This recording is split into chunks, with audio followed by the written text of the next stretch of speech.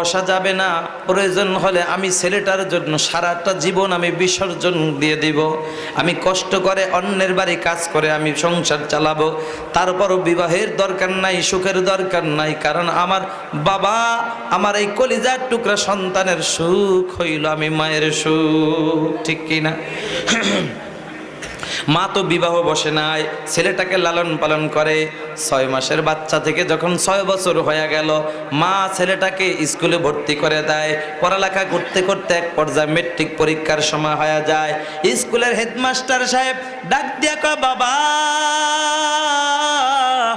পরীক্ষা দিতে হবে, ফর্ম ফিল আপ করা লাগবে, টাকা লাগবে 1200। মেট্রিক পরীক্ষার আগে ফর্ম ফিল আপ করা লাগে কি লাগে না? এখন ছেলেটা দাঁড়াইয়া মাথাটা নিচু কইরা ডাক দিয়া কয়, স্যার আমার মন বলে আমি